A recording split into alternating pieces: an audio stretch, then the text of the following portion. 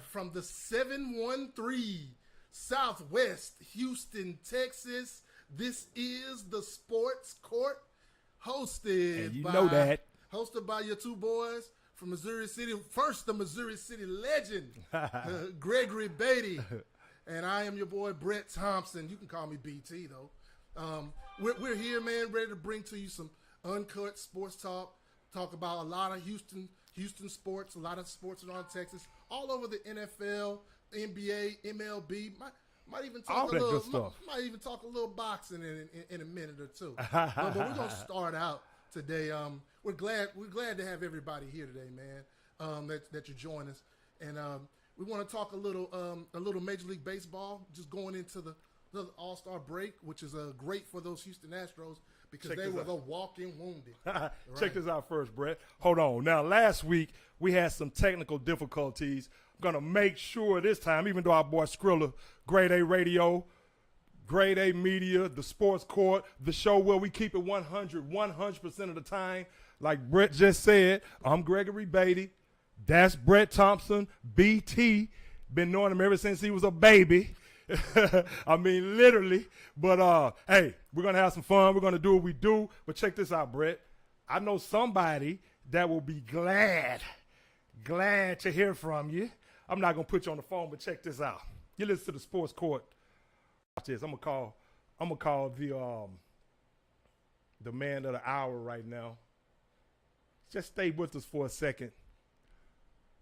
Going to talk all that, like you said, NFL, little college football, baseball, all that good stuff. Watch this, Brett. Watch this. Daddy, what's going on? What's up? Guess who I have next to me on the show? You know I got Brett right here, BT. Daddy said, what's up, Brett? Don Beatty, the man, the myth, the legend. Hey, how it sound right now, Daddy?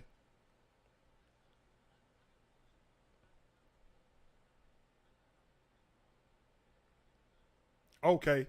Well, if anything messed up, call my phone. I'll pick up right now. It doesn't matter. So just call my phone. Even though we have Skrilla in here checking us out, he got us right today. Just making sure. Just thought I'd call you and say BT is right here to my right, our boy Brett. So turn it on. We're about to turn it up right quick.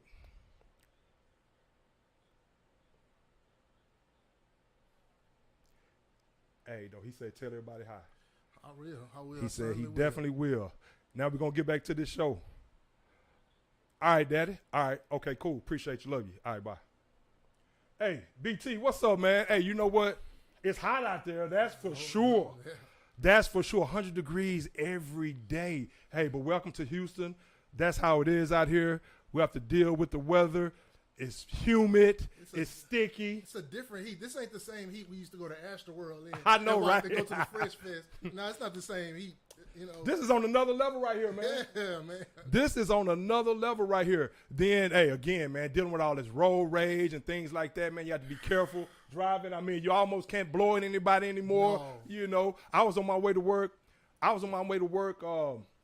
couple of weeks ago, and I was traveling, and it was only me and this other truck on the road, and he was thinking the same thing I was thinking. He had his window down. I didn't want to pass him up. I didn't know what he was up to. He was wondering what I was up to. Then he exited, and we both kind of gave each other the peace sign, like we were both thinking the same thing. It's like, hey, man, today you never know what's going down. He got ready, and I got ready, and we were both thinking the same thing.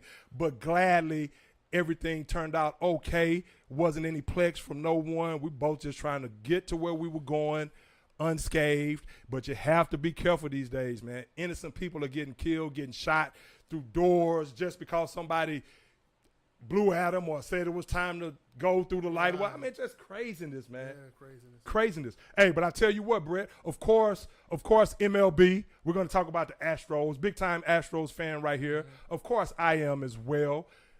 The NFL season, camps have started. The rookies have reported in a lot of cases. Yeah. So definitely going to get his take on a lot of NFL. The Texans, big-time Texans fan right here. The Cowboys, you know I'm a Cowboys fan. You know that. The Ohio State Buckeyes, of course I'm going to say something about them Yeah. at some point. But basketball, I want to get your take on a few things. Basketball, LeBron is in the news. And I don't care what time of year it is, Brett. It's always – all these baseball, football, and basketball are always in season, man. Right. It's never any lull because it's always some storyline coming from somewhere, something going on. So we're definitely going to delve into that, of course. And again, glad you're here. Eddie will be back next week or soon thereafter. Y'all keep him in his prayers. He's been dealing with some physical ailments as of late, so that's why he's not here. Of course, you know we'll all be in here kicking it, but he will be back in due time. Going to give him his space, let him heal up, do what he has to do. But you know he will be back in the fold, the sports court. I'm Greg. That's Brett, GB, BT. It's time to rock and roll. Hey, did you watch the All-Star game? Well, the All-Star game is tonight, actually. Yeah. The All-Star game is tonight, actually. And real quick, Brett, before we get started, happy birthday to Miss Rachel Robinson. Speaking of baseball, 100 years old today, man. Wow. That goes to show you age is just a number. She is still kicking it. Of course, I would love to live to 100 years old. I have good genes. I take care of myself. I will hope that's the case. But if I do, Brett, I want to be coherent. I still want to be moving around. I still want to be, I still want to be able to do some things and be productive. I just don't want to be 100 and just be sitting there like I'm out of it. And she's definitely not out of it, man. You're talking about a woman that dealt with plenty of racism. She's a feminist. She's a social rights activist even to this day with all the turmoil that she dealt with. Strong woman. Of course, she was Jackie Robinson's biggest supporter. Jackie Robinson, we all know, the first African-American to break into the major leagues, but she stood behind him through thick and thin. She was his supporter, his rock. I mean, anytime he felt discouraged, she made sure she encouraged him. They both had to deal with the same thing, all the turmoil and vitriol and the hatred and the racism that was going on in this country. And they fought through it and they persevered, and she's still persevering, but she used her platform, and she continues to do so, to use her platform to be a difference in social justice. So happy 100th birthday to her. Happy birthday, Rachel Robinson. Miss Rachel Robinson, of course. Yeah, Miss Rachel Robinson. Happy birthday. Hopefully you have many more. You have many more. Really, man? You had an uncle that lived to 115. What? 115. Wow. A great uncle. It was my dad's great uncle. Yeah. Wow. Yeah. Wow, man. Hey, but Brett, what's up, man? I mean, before we get started, hey, y'all stay with us. I'm telling you, whatever you're watching, turn it off. Like Teddy said, turn them off. Turn it off. But hey, Juan Soto won that home run derby last night, Brett. He did look good. Juan Soto is the talk of the town because he turned down. Greg, can you turn down $440 million? No. 15 years. To answer your question, no. Right, but it's a double-edged sword. Okay. All right. $440 million. Now that number hits you in the head, and you're like, man, how could someone turn that down? Ain't nobody. But you know what? It was for 15 years. Right. And the average number of that is $29 million a year. Okay. And so basically, he would be making less than Lindor right now. Mm-hmm. He'd be like only like the fifth highest paid player. So, and then now imagine what that would be 7 or 8 years from now. Right on. And he's going to be very underpaid. So that's not a good. It wasn't a good deal. It wasn't a good deal. For that many years. Okay. And since he did not accept that deal, the Washington Nationals put it out there. Hey, he's on the block. And it's got all baseball fans cranking up the trade machine, drooling for his services. Hey, and hey, I ain't gonna lie, I'm one of them. Would you like the Astros to get him? I'm an Astros fan. I'm ready to empty the farm for him. Hey, man. I'm telling you, man. I'm willing to give up. I'm willing to give up like 6 prospects to. And they have a lot of prospects. And like one starter, like a key. Would you trade Pena? Because Pena has been. No. He's been ascending. Pena untouchable. Is untouchable? Okay. And either Diaz or Corey Lee, the 2 catchers, you can have one of the catchers, but you're gonna have to give up either Pena, Altuve, Alvarez. No, you're gonna have to. No. Who are you gonna give up for this guy? No, I'm gonna give up. He's probably the best hitter in baseball. Of course, he doesn't want to play for the Hunter Brown. I'm gonna give him up. I'm gonna give up Forrest Whitley. I'm gonna give up Jose Urquidy. I'm gonna give up Corey Lee. But none of those guys are proven. That's how it goes when you trade for those guys. When you trade for. So you're saying that they shouldn't get one big name in this? One big name. And like Hunter Brown is going to be a frontline starter. Okay. He's going to be a guy that pitches 200 innings and is going to be around sub 3 ERA. Gonna give you 200 strikeouts. He's that type of guy. He's that type of prospect. He's almost a can't miss. So he's the star of the show in the package. And Juan Soto, and here's my kicker on it. Juan Soto coming to Houston, I don't re-sign him. You don't re-sign him? I'm only going to rent him. Now let me tell you why. All right, he's not a free agent until after the 2024 season. Right. So that's 2 years. So I'm renting him for 2.5 seasons. That's 3 playoff runs. Okay. So out of those 3 playoff runs, now I'm thinking this lineup. You're gonna have a lineup of Altuve, Brantley, Alvarez, Bregman, Soto, Tucker, Pena, Gurriel, Maldonado. That lineup right there with Justin Verlander leading. Oh man, we'll talk about him in a second. Justin Verlander leading, probably going to win the Cy Young this year. Right. Leading the pitching staff. I see 2 at least. Even for 2 more years, I see 2 World Series in 3 years in that. If not check the this next out. 3. If they can get Juan Soto and do not have to give up any of these big time players that they have right now, that's almost illegal. And one thing about Juan Soto, and I saw Juan Soto, of course, I'm a Bryce Harper fan. So when Juan Soto first got called up when he was 19 years old, of course, I was paying attention to the Washington Nationals, and I was like, man, who is this guy? Right. I'm talking about just the swagger that he plays with, a great hitter. He won the home run derby last night, and he said, while some people say that it's not good to compete in the home run derby because it affects your swing, he actually said he likes it because he feels that he hits too many ground balls, and it helps him with the launch angle because he wants to get more balls into the air. Right. So he feels it helps him. But one thing about Juan Soto, of course, he doesn't want to be in Washington anymore either. Now, they won that World Series, and they've been on the decline ever since. And he feels that. Now, he's gotten hot as of late toward the end of the first half of the season before the All-Star break. But really, when you go to work every day knowing that you have no chance of competing for a World Series, a la Mike Trout. I mean, we don't have to talk about the Angels again, but they are horrible. I mean, that team just fascinates me with Shohei Ohtani and Mike Trout. But Mike Trout, you see the drop-off he's had for the most part, that inconsistency, because he doesn't see any light at the end of the tunnel with the Angels, even though he signed that deal. But Juan Soto, you're talking about a great hitter, second only to the great Ted Williams as far as on-base percentage, as far as being that young. I mean, before age 24. Think about it, man. The guy has a stellar eye at the plate. His plate discipline is off the chain to be this young, almost Barry Bonds-esque, Ted Williams-esque. And then he's very selective. He could even get better once he starts being even more selective on his pitches, because already he is. I mean, he's always at the top in walks and things like that. So his plate discipline is off the chart. He's mostly a pull hitter, but he can hit the ball to all different fields. He can hit for power. He can hit for average. He is a tremendous hitter. And you liken him to a guy like Ted Williams, and we all know how great Ted Williams was. I'm talking about Ted Williams is one of the greatest to ever do it.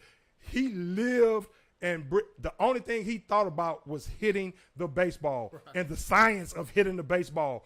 Things you have to do. You have to be quick. You have to be quick through the zone. He worked on certain things like squeezing tennis balls and things like that to get his wrist and hand stronger.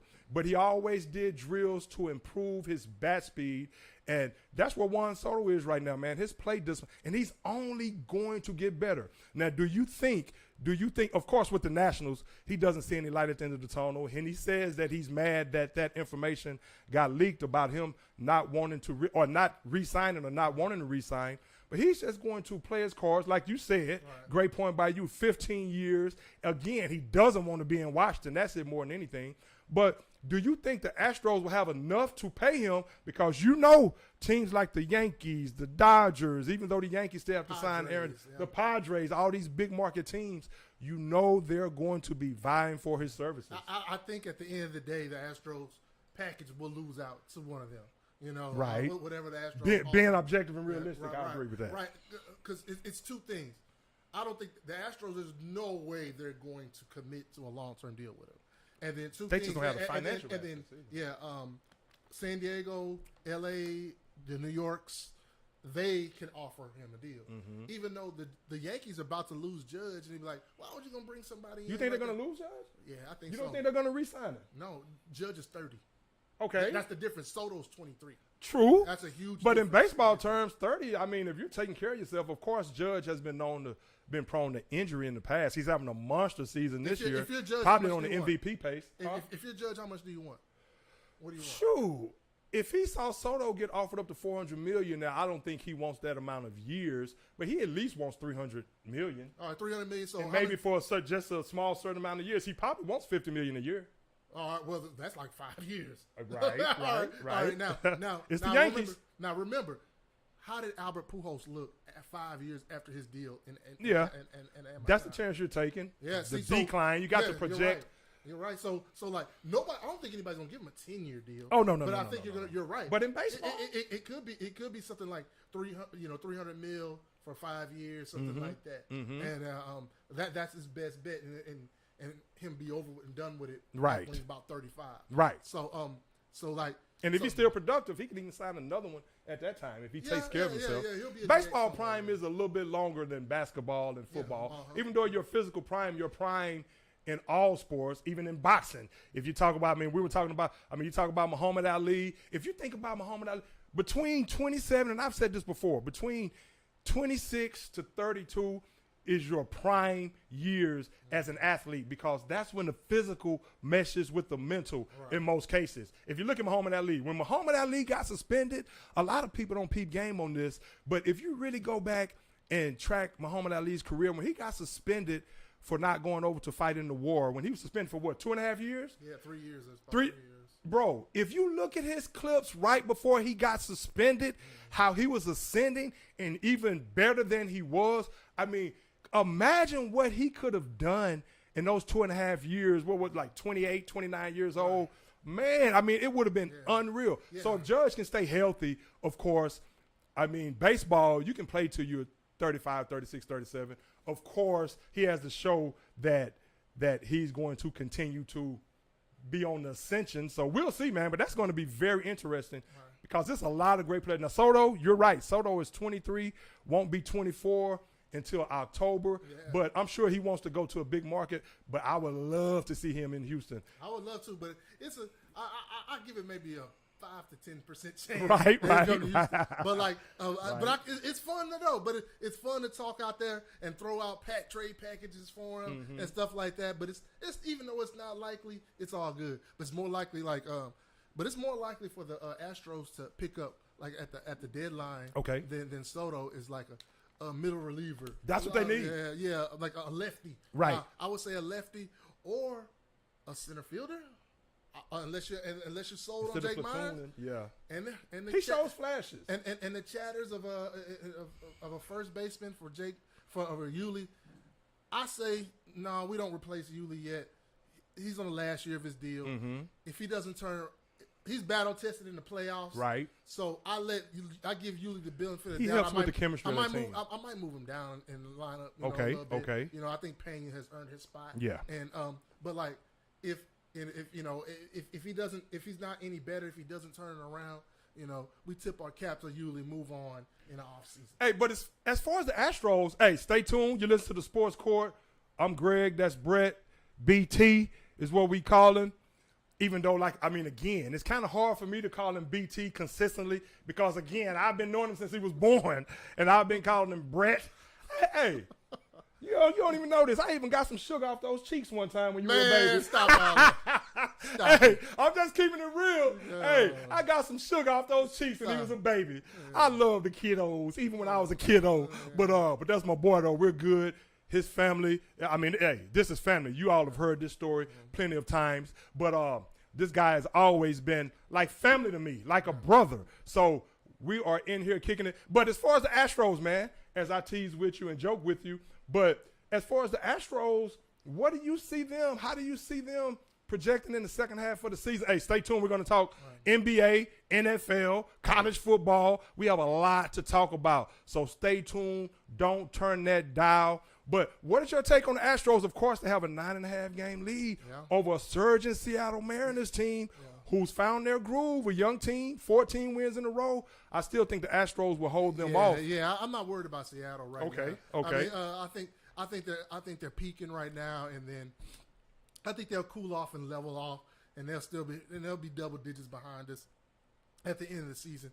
And but Astros, walking wounded coming in with injuries with Alvarez, Brantley, and even Altuve got hit by a pitch hit by a pitch and took off the last couple days before the break. And this is the All-Star break time. Let them mend up. Let Tucker and Verlander represent for us. And Framber represent for us in the All-Star game. Everybody else rest up. Yeah, we got the Yankees coming up on Thursday. Be ready to go, locked and loaded for them. And I think the Astros, the second half, as they mend and get together, that pitching staff is rock solid. Rock solid. Now, like you said, if they get a reliever to help out in that bullpen. One more reliever, maybe. That's all you need. We have a good problem. We have it's a 5-man rotation, but we got 7 starters. Yeah. Literally. Yeah. And we ain't going to know where to put some guys. You know what? No, go ahead. Yeah. And in the beginning of the year, you were thinking Urquidy's not going to make it, but he's been pitching well lately, And then you say Odorizzi, he looked bad before he went on the injured list. And he came back, two games. He looked good. He looks good. And then don't forget Lance McCullers is coming back. Yeah. Lance Mack is coming back. But what Verlander is crazy. What Verlander do is stupid. Framber right behind him on his tail. Yeah. And doing his thing. Garcia, young bull. I really like what he's doing. And Christian Javier probably has the most filthy stuff on the staff. He does. He just doesn't. He just hasn't learned how to command it and to get easier outs. He works way too hard. He tries to strike everybody out instead of. And watch Verlander. Verlander, he'll get strikeouts, but he'd rather get the ground out to Altuve. Right. And that's what Javier needs to learn to do that. And then of course, it's where you place the pitches and keeping the batters off of schedule, and it's a method to it. Right. Learning those scouting reports are the truth. Absolutely, you have to be a student of the game. Yeah. I remember former Astro, rest his soul, J.R. Richard, friend of mine. We actually became friends before he actually passed. He was on the show, of course, when I first started, and then I presented him with an award at a banquet once before as well. But he was telling me off camera. Now, this was off camera. He was telling me this. He was just like, Greg, man, I was, when he had the stroke, he was like, I was just coming into my own. Right. I was just starting, because that physical prime, like I'm talking about, that prime where, and he even said as much. He said his mental was starting to catch up with his physical. He came into the league as a second pick in the draft, and I think he was pitching. He was throwing over 100 miles an hour at the time. Oh, yeah. So, but what he said was right before he had the stroke is that he started getting more comfortable with his pitch selection, when to throw this pitch, when not to throw this pitch, just being more of a student of the game. So if the Astros, and of course that's up to Dusty Baker, of course we all know they love playing for Dusty. Yeah. Dusty is doing a tremendous job. But the Astros, I think the Astros will keep it rolling, and I agree with your assessment that there's no need to rush any of those guys right now with the comfortable 9.5 game lead over Seattle. Of course, the Angels, they are you're talking about a horrid franchise. That franchise just fascinates me. Now, of course, they deal with a lot of injuries, but, it's sad to have Shohei Ohtani, last year's MVP, and Mike Trout, and in the lineup every day. And, of course, you have some, but they're never in the mix. When you have 3 players that are that make up like 80% of your payroll, and that's how it is. Justin Upton was a bust. You need to, and also Rendon, you gotta build through the farm system. No matter what the Astros Eddie actually said that a few weeks ago. Yeah, you gotta build through the farm system. And I agree with that. You gotta homegrown your guys. And that's what the Yankees... And you have to develop those guys. Yeah, the Yankees have gotten away from that. That's why they haven't been in the World Series in 10 years. Now, the Yankees are balling this year. Yeah, you know what I'm saying? So, like... Dodgers, Yankees, Braves looking good again. Ronald Acuna Jr. The best teams always have homegrown guys. look at the Astros. Who great scouting department. Who was the World Series MVP for the Astros? George Springer. Yeah. Number 10 draft pick, 2010 number 10 overall draft pick. I mean, who was Bregman was at one time, wasn't it? Bregman the was number 2 draft pick out of LSU. 2. Carlos Correa, number 1 overall. Altuve, he was from the Venezuela Academy. So man, I mean, they were all Lance McCullers. Right. All these guys are homegrown guys. Now even though we traded for Alvarez, but Alvarez came into our system, and he came up and he learned the Astro way. Yeah. Kyle Tucker, he's the number 3 pick. Alvarez is on the MVP pace. He needs to get that hand healthy. Yeah. Kyle Tucker is a guy. Christian Javier, Framber is Valdez. These guys are homegrown guys. The bulk of our team, Jeremy Pena. These guys are homegrown guys. We don't go out and spray all our money in free agent. We went and got Justin Verlander. Yeah, we went and got Cole. But the ones we spend the bulk of our free agents on our homegrown guys, and that's why the Astros have been the best, most dominant team in the AL in the last half decade. And I think the Astros can handle the Yankees too, as great as the Yankees are playing. But the Astros farm system and the managers and the scouts that they have employed, they do a great job of vetting these guys, and they do a great job of, once they get into the farm system, of giving them that time to grow, and they do a great job of coaching and managing those guys as well. So by the time they do get to the big leagues, they're battle tested to some degree, but they're primed and ready for the most part. So they usually hit the ground running. And then if you accompany that with a great manager like Dusty Baker, who's a player's coach, who players love to play for, so that's only going to enhance their chances of success, because he's going to say things to them to keep them encouraged. He's one of those coaches that's encouraging. And of course, his track record speaks for itself. I mean, he is a guy that won a World Series with the Dodgers himself. You see all the success he's had in the majors as a manager, even though he hasn't won the World Series. Hopefully this season he's able to do that. But it's a lot of competition before we move on and talk some basketball, then some football. Right. But one thing, you got a lot of competition. The Yankees, the Dodgers are still balling at a high level. That's where the game will be played tonight in Los Angeles. So the lights are going to be bright. Right. Before we move on to basketball, let me tell you about one name to look out for in Major League Baseball. Byron Buxton. I'm tell you that. I like Byron Buxton. I like Byron Buxton, man. O'Neal Cruz. Have you heard of him? Shortstop. Pittsburgh Pirates. Oh, yeah, 6'8"? Yeah, 6'7". I saw some highlights of him, man.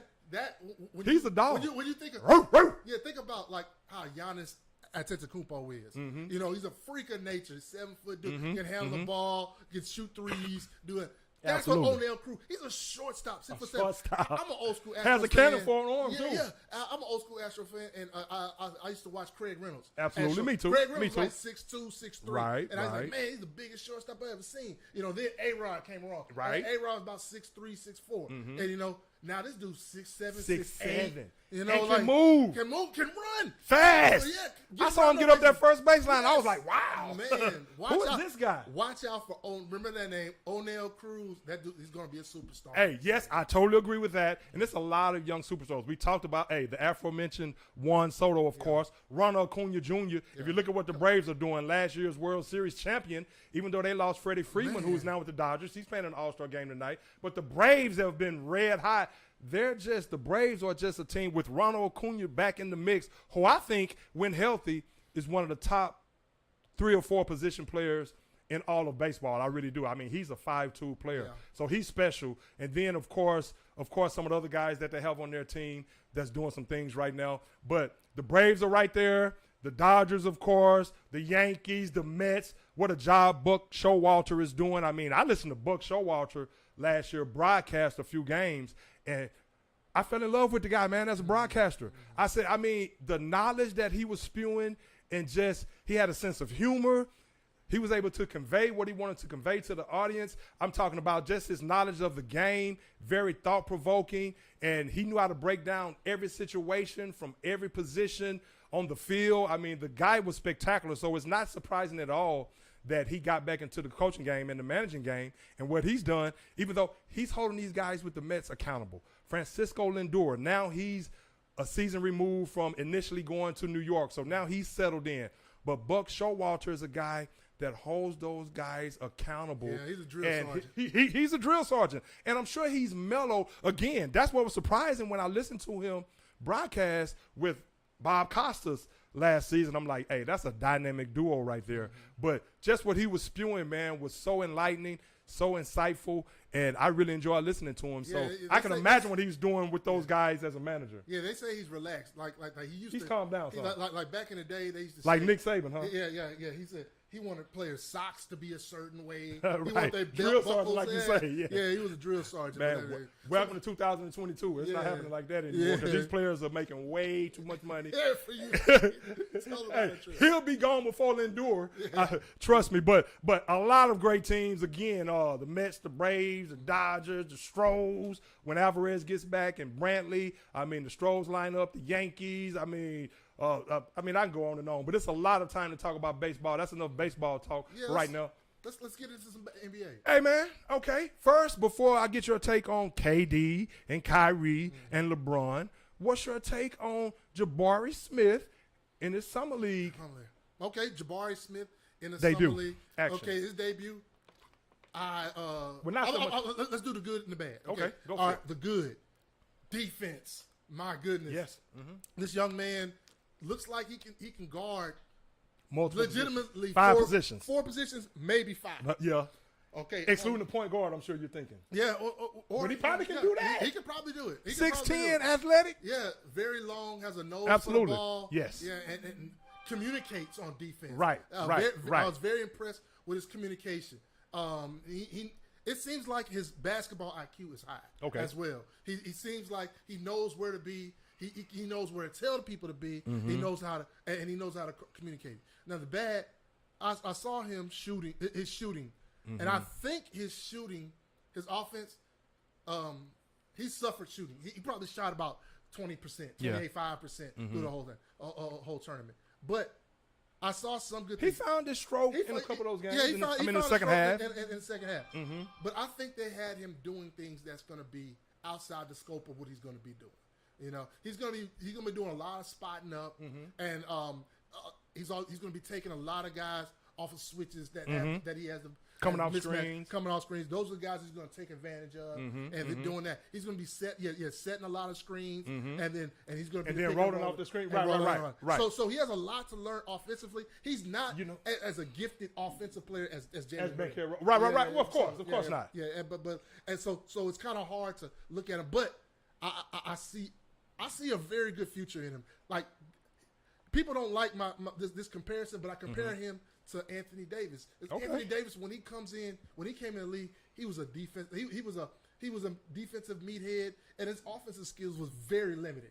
And then even though he played guard in high school early on, and he can handle the rock. But and then his as he grew and developed and got bigger and stronger, his offensive skills they improved as well. Right. And I see the same thing happening to Jabari. Hey, you know what? I'll be honest. When for the first game I watched him play, the first half, I was kind of hard on him. I was like, I don't really see the superstardom. But then the second half, once he got used to, because you have to think about it. Playing in summer league, you're playing with a lot of new guys, so he has to learn the scheme and things of that sort.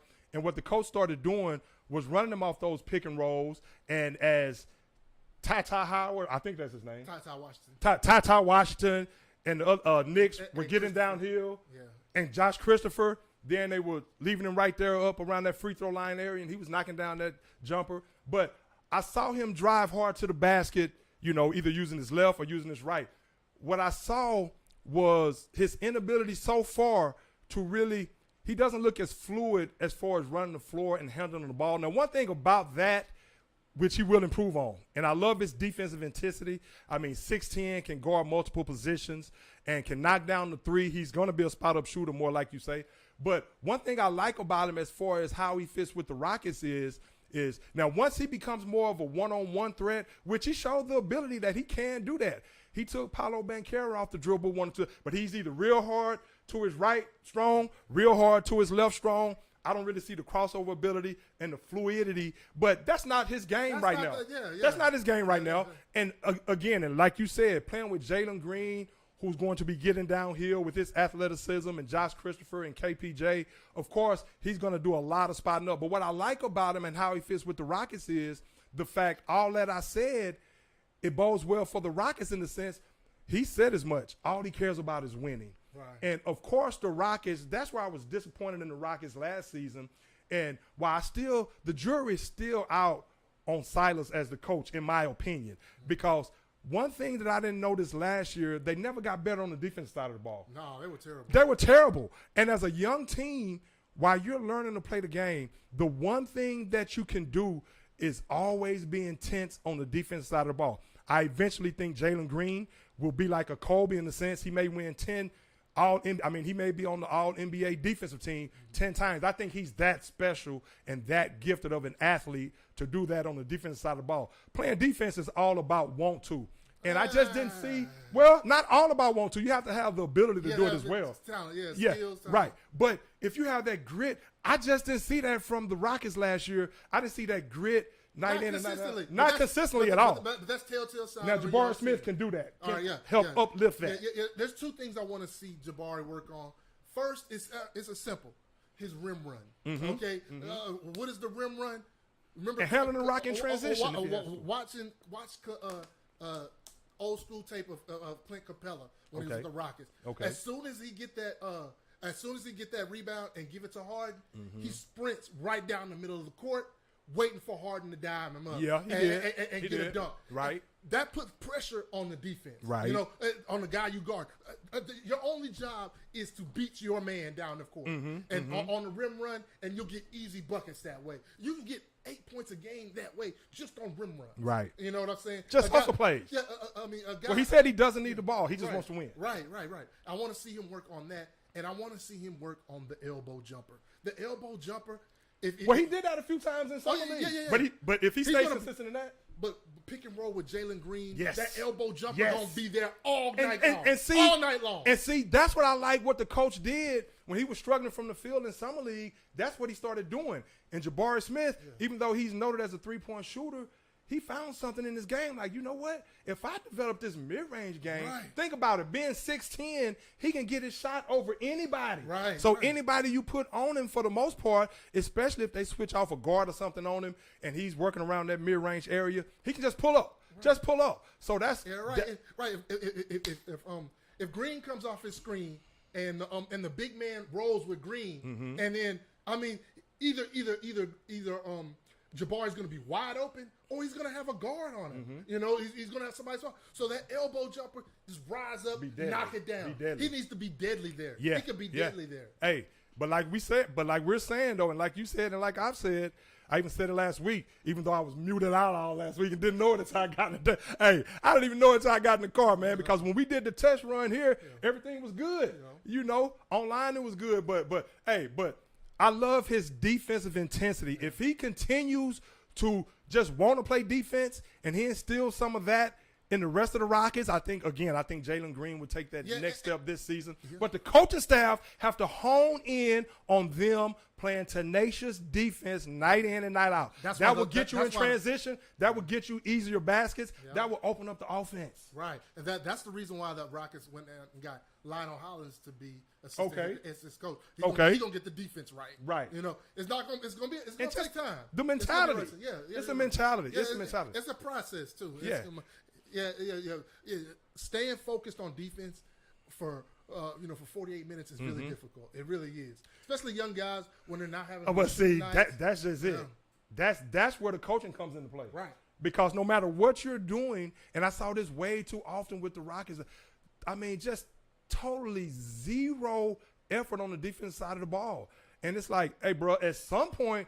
You have to bench somebody. You have to hold these guys accountable. You have to make sure that no matter how young this team is, one thing that we're going to hang our hats on is some stellar defense. At least the want to and the intensity playing defense. Now, if your man beats you, as long as you're hustling. So if they turn that up this season, I always thought the Rockets also, they need a nice veteran, man. A nice veteran to really show them how to be professional and do things. And not so much your boy Eric Gordon. Yeah, I think that's why they kept him. You think that's why they kept him? Because that leadership. Well, they're saying the Lakers might want him. Yeah. You're right. I mean, they're saying the Lakers.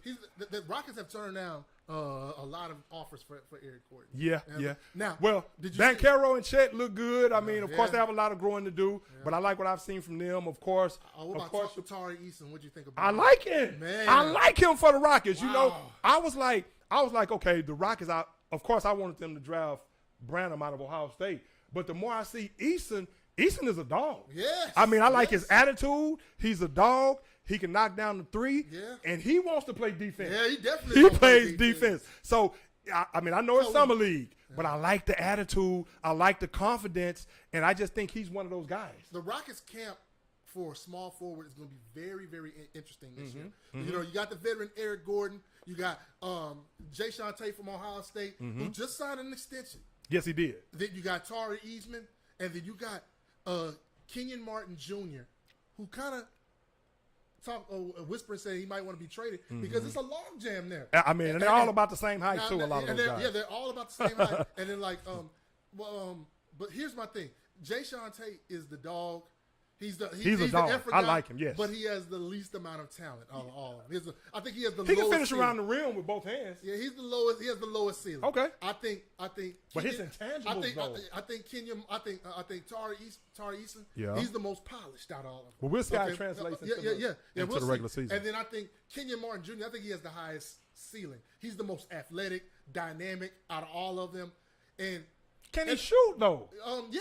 His 3-point shooting was solid this Okay. year. And I understand why he asked for a trade. He explored about it. He feels the log jam because he feels the log jam, and he just wants to start because he wants to get paid. You know, after Absolutely. next year. Absolutely. And he's not going to be able to. You know, you third. You know, you 7, 8 deep on the bench. You're not getting paid. Right. You know, right. So I understand. So the Rockets. That's going to be the most interesting, and of course, outside of. If Kevin Porter Jr. to see if he's taking the next level, I want to see. I like his talent. Yeah, I want to see. I don't like a lot of his decision making. I just want to see the next step. These young Rockets, 10 players under the age 22 or younger. I know 10 players and talented. Yeah, very talented. I'm very excited, as is Brett BT right here. Very excited about the Rockets prospects moving forward. Again, I want to see if Silas is the guy. And I want him to succeed. Make no mistake about that. I mean, if you look at what the Celtics coach did this year, Ime Udoka, Darvin Ham is coming in preaching the right noise with the Lakers. Speaking of Darvin Ham and the Lakers right quick. Silas to them. Well. Because he got established stars on his team. Silas true. ain't got that. But even though Ham Silas hasn't, got a bunch of keys. even though Ham hasn't coached an NBA game yet, I just like what he's coming in preaching at least, and he's preaching defense. Of course, it's easier said than done. I mean, of course, LeBron. What do you think about LeBron? I saw him in that game the other day. What you call that, the Drew League? Yeah. Hey. I don't put I'll a lot tell of you, stock in Drew League. I don't either, but I put a lot of stock in that explosiveness. Hey, man, at 37 years old, to still get up the way he does. Now, can he do it over the length of a season without getting injured? Yeah, Coutinho Mobley's like 40 years old, 45 years old. He's like he was in the game? No, but he dominates the Drew League there now. He's an old man. So, but Silas, you want to compare Silas to somebody, and it's going to sound crazy. Compare him to Greg Popovich next year, because Greg Popovich got a bunch of nothing but young kids. Yeah. He traded his best player, and he got nothing but young kids, and we'll see who does better this year out of the Rockets and Spurs. But Popovich is probably the second or third best coach of all time. All time, right? So if Silas, now he needs to take some cues from Popovich, and the first thing he should do, as far as that's is hold these guys accountable. Right. If you're not playing defense, you're sitting down. If the Rockets win 20 games and the Spurs win 35, there's a problem.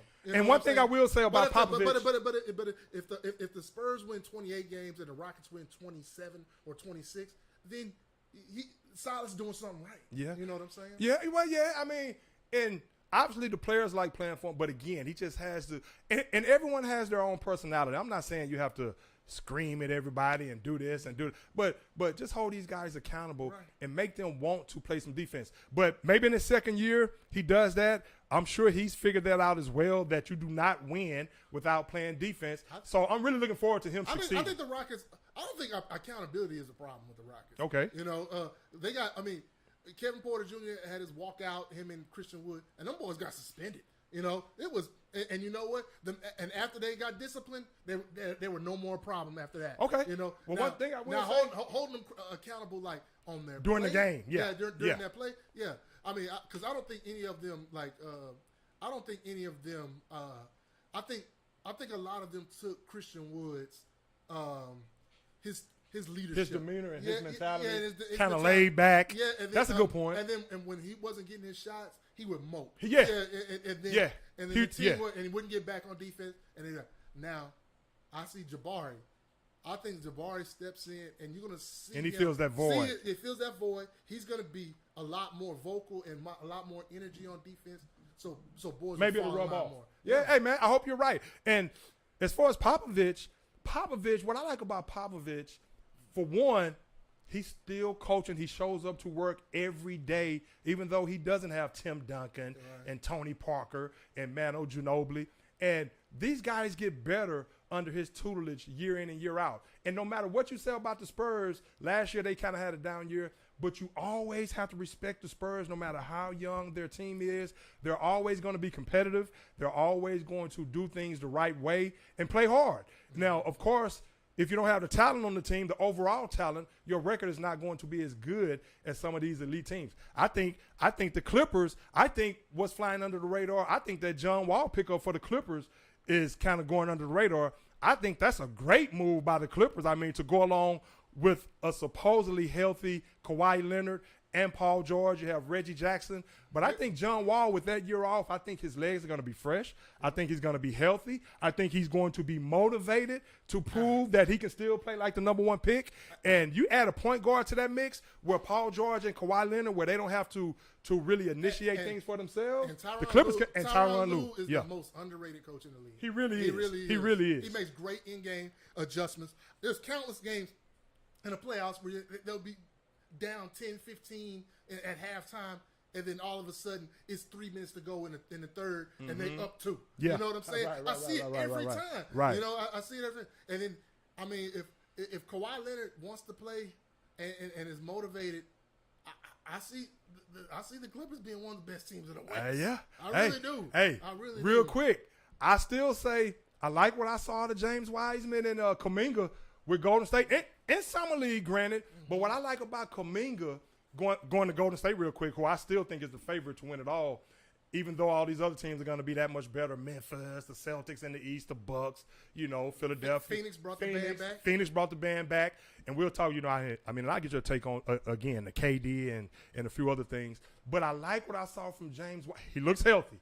He's not wearing a brace. And you add that 7-1 center that can do all that, and he's going to be hungry, who likes to rebound, likes to block shots, loves to run the floor, loves to step out, knock down the three. Now he's being a dog down low as well, punishing people. He's picked up some weight. Kuminga, I like the development in his game that I've seen. You could tell. So it's almost like, even though Golden State won the championship last season, think about this. It's almost like Clay will be that much better. Steph is still going to be Steph. It's almost like they're going into next season adding 2 lottery picks. If you think about it, with Kuminga and Wiseman, it's almost like you're adding 2 lottery picks that has some experience. Kuminga, I like what he's doing now. Now, you remember what I said about Andrew Wiggins when they signed Andrew Wiggins? One thing that they let him do in summer league, I like the fact that he's worked on his ball handling. Now he can initiate his offense for himself more. He's in transition. He's handling the ball. He's making plays for others. He looks fluid with the 3-point shot. He can take you off the dribble. Kuminga is going to be a superstar. And the addition of him and Wiseman, I still pick Golden State as the favorite. But the Clippers are going to be legit. The Bucks are going to be right there. The Lakers, man, Westbrook wants out of L.A. And I don't necessarily think – I think it's more about pride with Westbrook. And we'll talk about KD here in a minute and Kyrie. Let's talk about Westbrook and, first of all, he broke up with his agent for 14 years that he had. Yeah. Close friend, because his agent wanted him to embrace Darvin Ham and stay in L.A. But I thought he was talking like he was. Yeah. And then apparently last night, Anthony Davis, LeBron, and Russ had a meeting of the minds, and they're committed. You know what that is? You know what that is? Now, LeBron James, again, I love what I saw from him as far as his physical abilities, then we'll see if he can carry it over in the regular season. Of course, I think he can. LeBron is that special. He's still going to be. But I think that was LeBron saying, hey, look, I can still do this and I can still do that. And I still love the game more than ever. And I'm coming to the season. I haven't lost a step. That's how LeBron, that was one of the reasons why LeBron went out there to show everyone, hey, I still got it, and stay tuned. But I think with Russell Westbrook, I think Westbrook wants out more than anything. This is just my opinion, speculation. Once the season ended, and of course, he never felt wanted the entire season. I mean, the guy's jump shot is broken. He cannot spread the floor for the Lakers, so he needs to find his niche within Darvin Ham's system and get to the rack and do things like that. He's a prideful but I dude. think, he's a prideful guy. and I think LeBron not right, and that exactly. And I think what it was once the Kyrie fodder and banter and talk started about him joining LeBron. I think the final straw for Westbrook was up until last night, I guess. Now the Lakers figuring out that move for Kyrie is probably not going to happen. And so I think LeBron and them had to accept Russell Westbrook back in the fold. But I think Westbrook's pride was hurt. He feels like a Hall of Famer. Well, he is a first ballot Hall of Famer. And he's an alpha dog. Now, I think Russell Westbrook is in a position right now. He wants to win in L.A. That's where he's from. So, of course, he didn't go out there and try to miss those shots. And he still brought it every night. That's why I respect Russell Westbrook, because he brings his hard hat every single night, and he doesn't cheat the game. He just can't shoot. So he's going to have to utilize his skill set more, make smarter decisions with the basketball, of course. Same thing that was happening in OKC. Turn it down a notch and know when to speed up and when not to. But I think the fact that LeBron didn't publicly come out there and vouch for him as far as staying, I think he was like, okay, let me get out of here then, because you're lobbying for Kyrie and I'm still on the roster. So, like, what's really going on? So, I think now that the Kyrie situation may not happen, I think that's now where they're like, okay, well, let's get the best we can out of Russ. He's still a Hall of Famer. Utilize him in ways that works to his abilities. And, of course, that's up to Darvin Ham to make sure that happens. But they need to put some players around them. I still don't think the Lakers have enough to really – if Anthony Davis stays healthy and LeBron plays like LeBron the entire season, of course, that's why if you look at the Vegas odds, the Lakers are still somewhere like 6th or 7th or something like that. And that's only because of the greatness of LeBron James. And you know what? I don't know, man. Maybe Darvin Ham has some sort of trump card that we don't know about, but I don't see them with Russ doing much. Yeah. I mean, unless his shooting percentage is better. You got to add another shooter, and that other shooter, it can't be nobody less than like somebody like Buddy Hield. Yeah. And if you add Buddy Hield, you might be able to do some things. Yeah. And you convince Russ. You said, Russ, we want you to average 11 assists. You know what I'm saying? And then let Russ. And he's capable. Yeah. And the guy's a triple-double waiting to happen. Right. And then if you can. Of course, LeBron is on the team. If he can do that, and maybe, but Kyrie, but like, let me tell you something. If you add Kyrie and LeBron gets Kyrie to act right, look out. Well, let me tell you this. Speaking of that, and then I want to get your take on James Harden. But, hey, stay tuned. We're going to talk a lot of football. We're nowhere near finished, so stay tuned. The Sports Court, the show that keeps it 100% of the time. That's Brett. I'm Greg, BT, GB. Hey, but check this out. Okay, so we'll see what happens. Of course, Darvin Ham, he's talking about playing a lot of defense, making their hay on the defense side of the ball. LeBron can't be your leader in that department at the age of 37 to be 38 in December. You got to cut his usage down. Yes. AD is going to have to stay healthy, and he's going to have to man the paint. And even though they probably won't have the on-the-ball defenders that's just locking you down, anybody that gets by LeBron or whoever's playing guard, Westbrook, who even though he's very athletic, he's never been noted as a great defensive player. But AD is going to have to erase all that bullshit that comes to the basket. Everything. Once he does that, then teams will be on notice like, AD is for real, and they won't be more apt to drive to the basket as much. So AD is going to have to set the tone for one, playing some tenacious defense, but also staying healthy. But speaking of KD asked for a trade. What do you think that was about? I think KD is not. I think for one thing, him or Kyrie never respected Steve Nash, and they can't. I thought they were on board when they signed him. Yeah. I think as much as they say that they want to play together, I think KD is fed up with Kyrie. Well, see, that's just it right there. I think he's fed up, but more so than anything, and like I said about Russell Westbrook's pride in the fact that LeBron didn't openly vouch for him, Stan didn't really put his stamp on it or be like, yeah, I want Russ back, let's run this back, blah, blah, blah. He never did that. So I think that's why Russ was really like, okay, well, let me get out of here then. Until, like you say, last night. I think KD, now I don't know if he knows me from Adam and Eve, but I know I was very hard on him all season about letting Kyrie Irving pull that crap on him, hoodwink him, and really have him just really disarm him, so to speak. And I don't know what was going on behind the scenes. Of course, Kyrie is his own man. If he didn't want to get vaccinated, there was nothing KD could do about that. But the fodder and all the banter back and forth, especially from me and others about why is KD letting this guy get away with all that? Why isn't KD being more forceful and really getting Kyrie to make a decision to help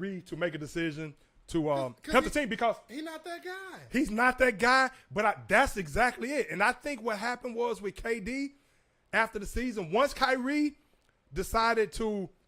started taking fillers about who he may want to play with. Hold on right quick. Once he started making fillers about who he may want to play with and all this and that, I think KD was like, hold up, MF, you motherfucker, you, excuse my language. I think KD was like, I had your back the whole season. And of course you're in negotiations for contracts and you have to do what you have to do. But you're talking about you might want to play for the Heat and do this and do that. Accompany that with KD's pride, him listening to everybody talking about how can you be so weak and passive toward Kyrie Irving.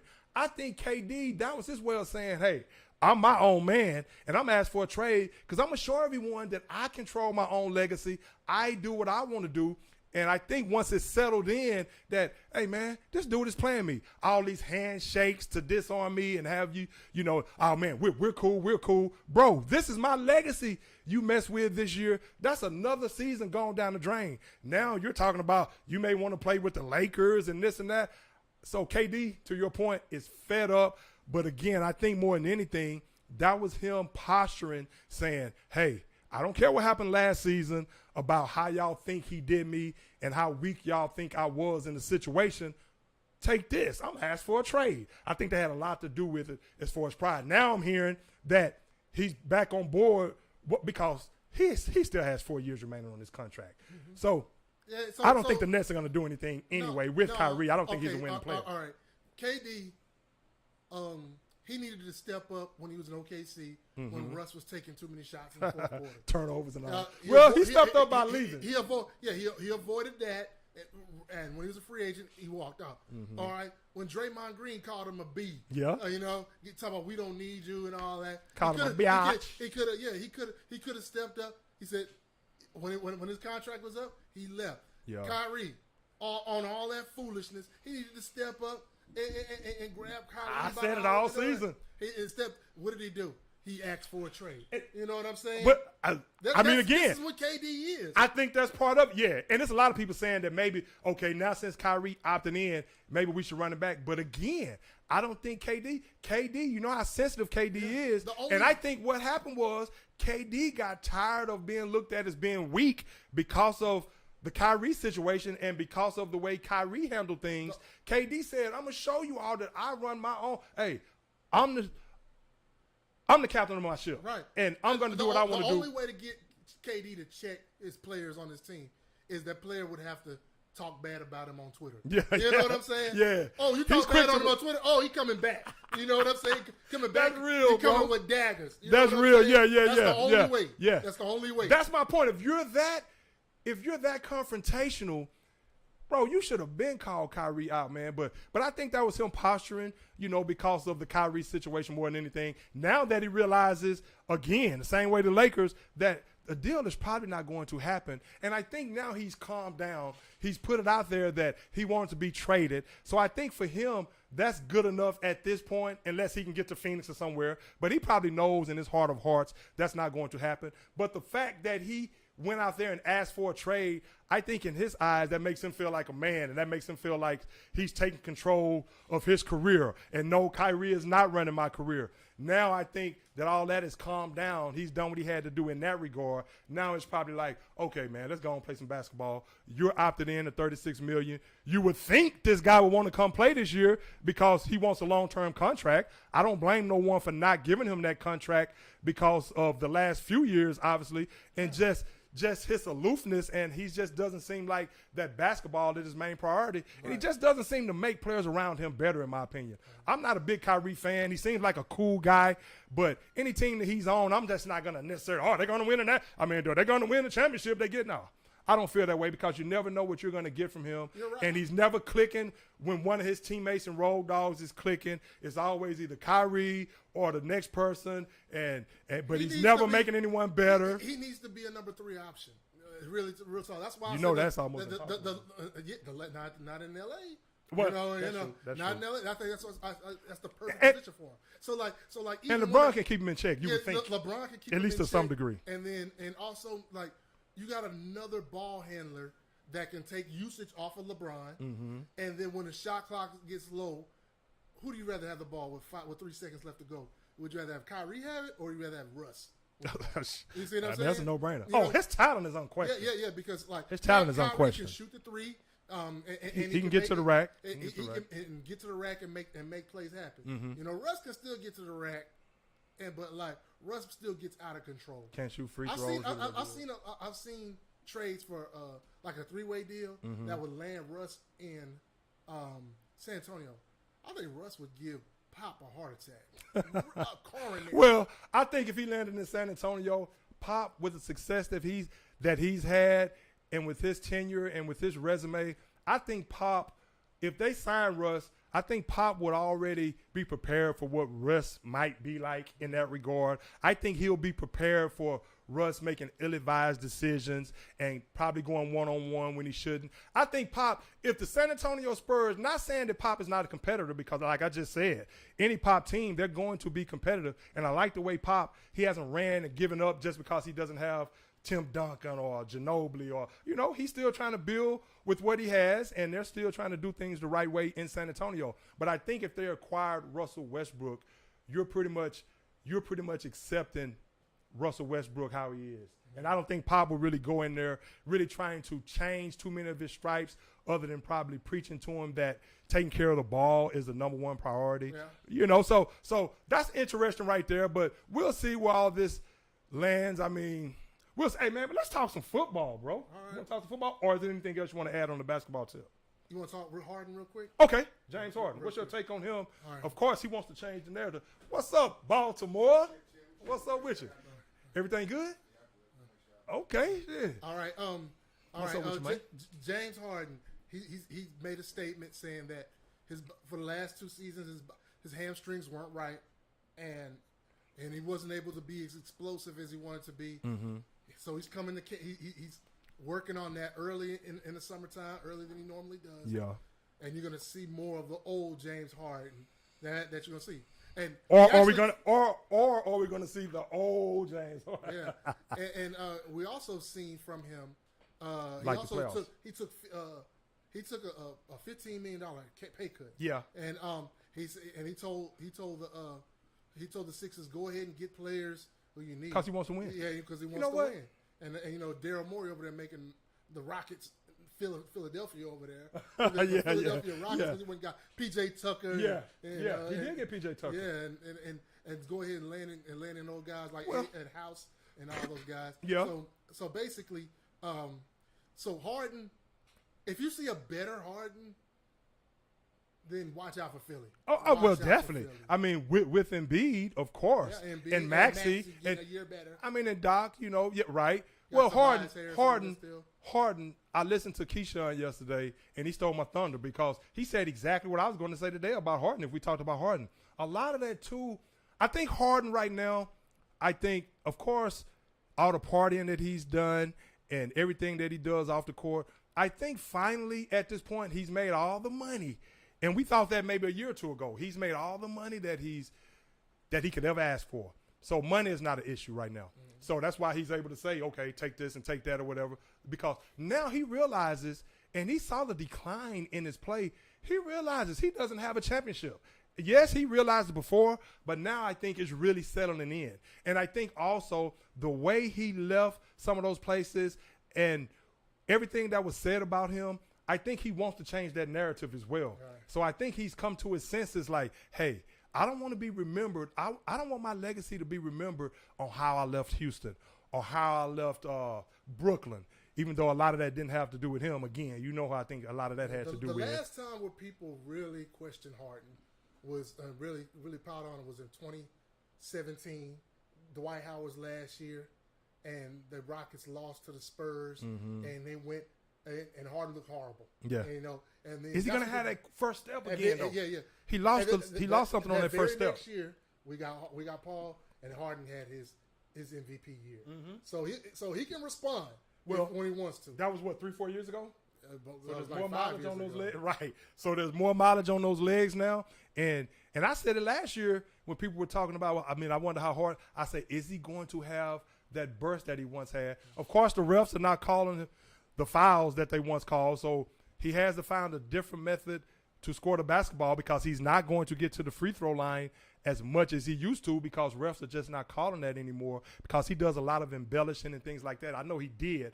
But is he going to have that first step to even get by those guys? Sometimes that shot looks flat, like he doesn't have the lift from his legs, and the shot was flat. Now, he did have a couple of good games in the playoffs where you saw the old James Harden, and you were like, okay, that's the James Harden that Philly was expecting. Now, granted, with a full offseason and the right mindset like we're speaking of, maybe he can recapture some of that.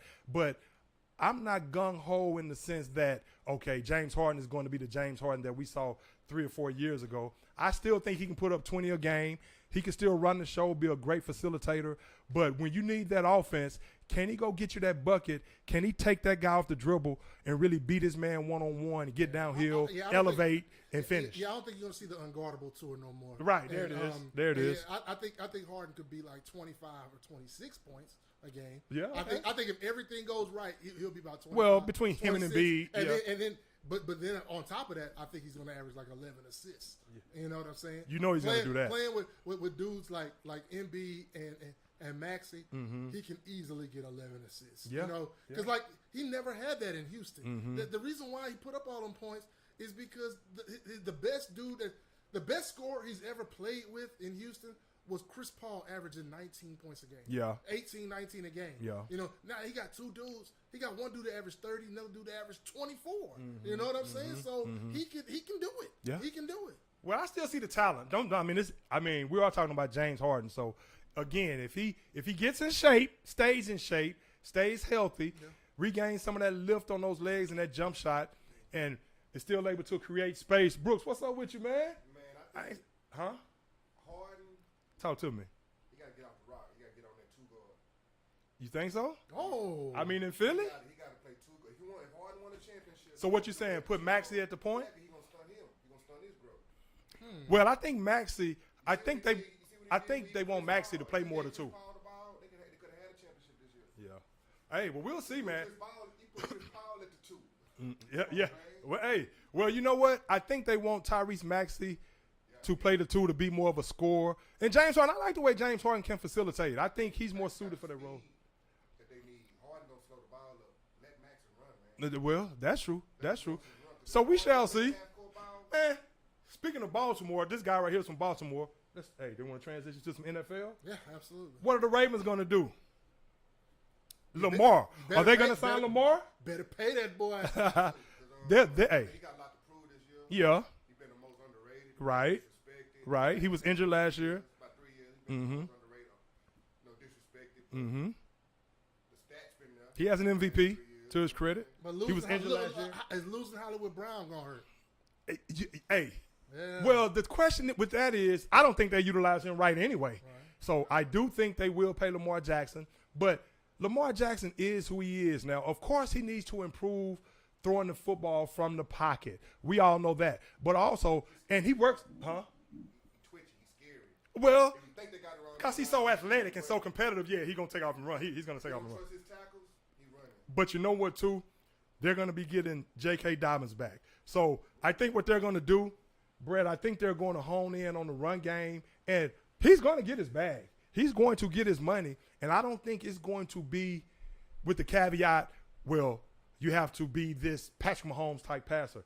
I think they know what they're getting in Lamar Jackson, a dual threat quarterback. Of course, he has to ascend as far as passing the football, and he has to utilize all these guys. He has to throw the ball outside the numbers, and he has to be more efficient doing so. He has the arm strength to do so. But also what's going to have to happen, they're going to have to trust in him and put him in a position to succeed. And what I mean by that is actually calling certain plays. Don't just throw the ball to the tight end every time to bail him out. Utilize the entire field. Utilize the receivers that you do have and let him earn his way to being a better passer. You can't become a better passer just in practice. I mean, you have to have the confidence in this guy during the game to let him evolve into that player. And I don't think that they've done a good job of that. I like Baltimore and their running offense, but I think they need to hybrid that offense somehow. Like, continue that running offense that utilizes his legs. Mm-hmm. But he needs a West Coast offense, an Andy Reid type offense with short to routes. Get the ball, hey, and you know what? And to matriculate the ball down the field, Mm-hmm. and then take his shots. And then take your shots because he got one of the best arms. Absolutely. And so like if you can do that, that will develop him kind of like Donovan McNabb. Right, use him right, like right. Donovan McNabb. Like when McNabb first came in, he really couldn't work Andy Reid's offense that well his rookie year. So he was running a lot. He was a smooth passer. Yeah, but yeah, even at Syracuse. Yeah, and then he came in, and then he refined his right. And I think that's what they're not doing. They're not. They're not developing him. They're not developing him as a passer.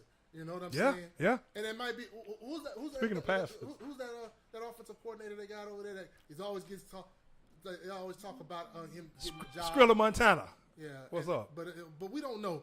I just don't think that they're properly utilizing Lamar. They're not getting the most out of him. I agree. Now, if they pay him this money, it would behoove them to do so. You would think if you're going, and I think he's going to get that money as well. But I think they're going to lean on the run game and really put him in a position to succeed. But you have to open up the offense and let him throw the ball downfield during the game, not just in practice, right. During the game. So, speaking of passes, hey, your boy Zach Wilson, what's up with him? Oh, man. Hey, man. Hey. Messing with his mom's best friend? Yeah, that's every young boy's dream. Dude, she's a freaking smoke show. Is that how they say it? Hey, man. Hey. So, let's see what he does on the field this season. Of course. I have his name jotted down right here because I don't talk about that. I don't expect that. You got Garrett Wilson over there now. I thought he was Mr. Trubisky 2.0. You know what I'm saying? He never impressed me at BYU at all. And I like his highlight tape. I didn't know about him until the draft got ready to start. No, that guy, I never. He has a nice arm. He has a nice arm, but making decisions and all that.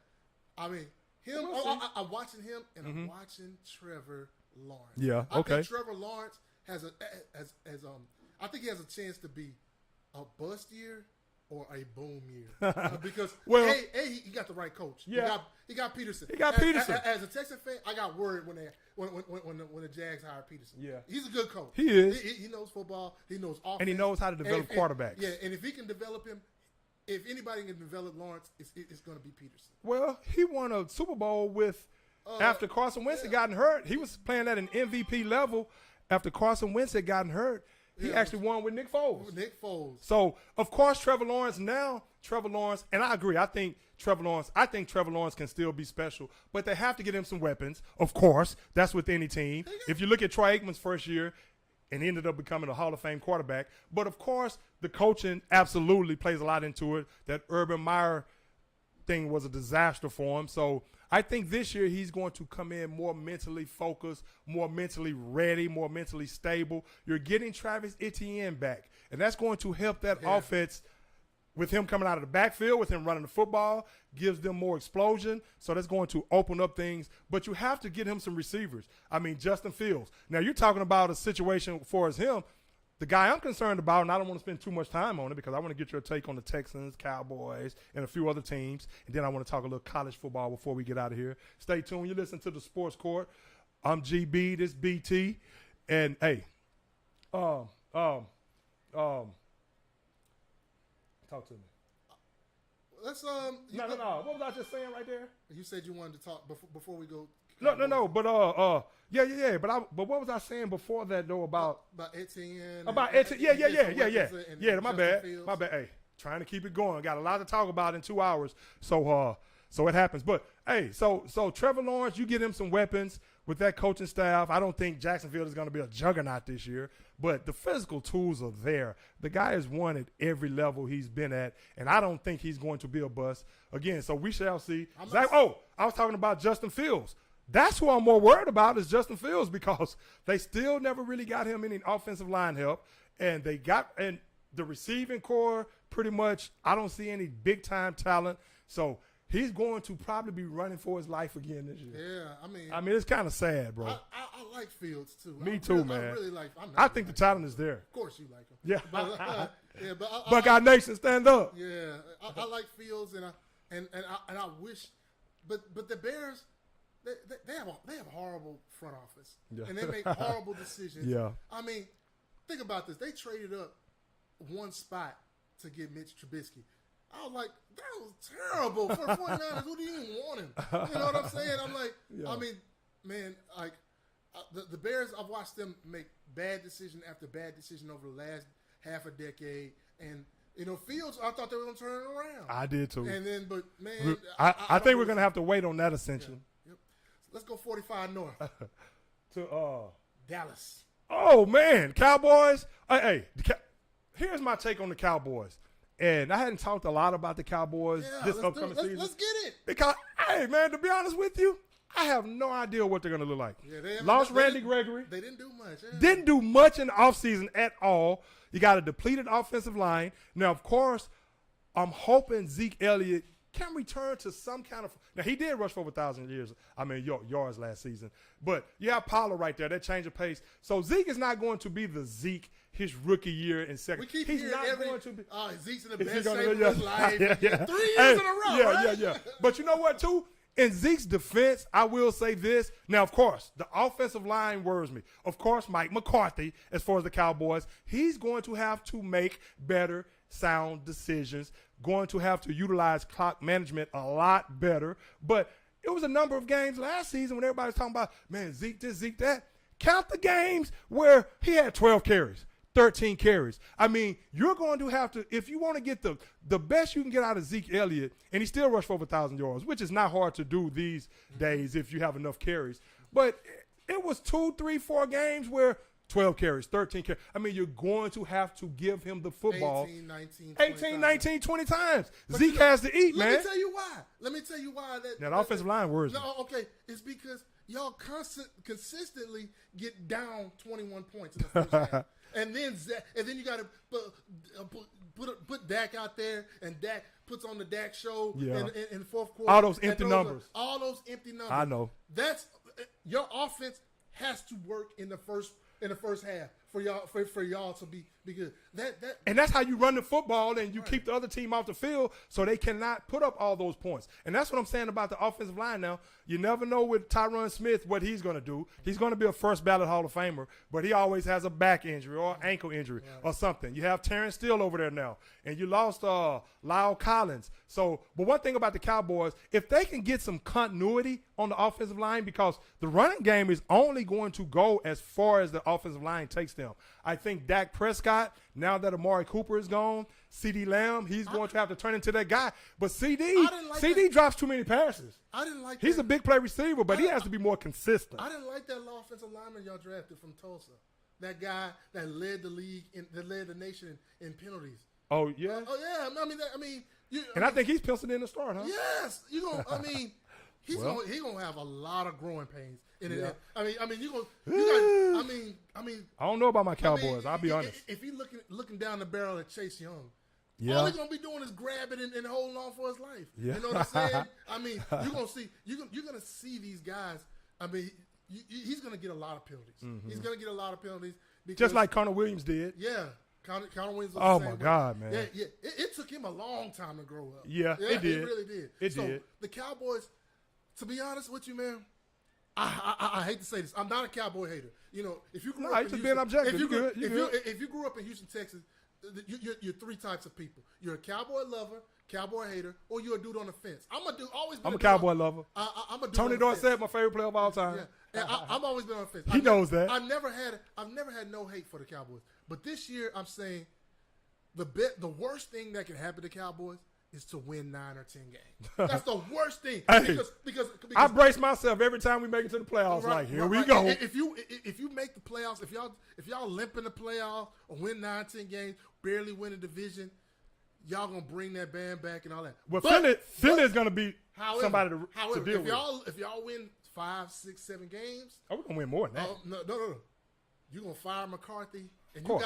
you got a guy that's sitting up there. Yeah, Sean Payton. To take over that team. And if y'all get Sean Payton, that'll turn the Well, entire thing around. Right. And I'm hoping we don't get Sean Payton because that means that Mike McCarthy had a tremendous season. Of course, you're going to have to utilize Dalton Schultz and Dak Prescott. You're going to have to establish the run game to open things up for Dak Prescott.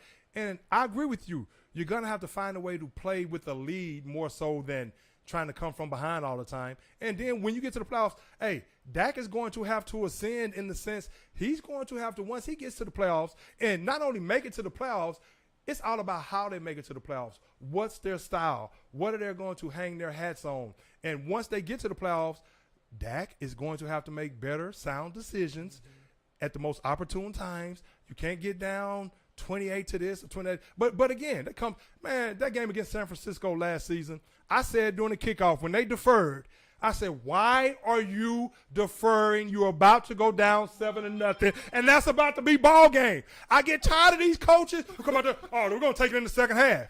Man, you got to play the first half first. And I said when San Francisco got the ball, I said the Cowboys are about to play from behind.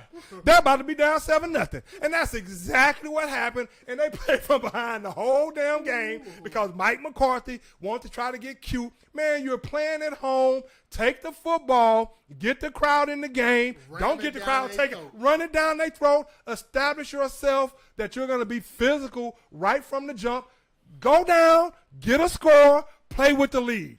Right when they deferred, I said, this might be ball game. And I'll be damned if San Francisco didn't go right down there and score and make it 7-0. Then next thing you know, they're playing from behind. So that alters their play calling. I mean, come on, man. So they have to get better in that regard. Now, and I mean, as far as the defense side of the ball, before we talk about the Texans, then I want to get your take on the Chargers and KC, to name a few. And then the next time you're in here, we're going to talk about a lot of other teams.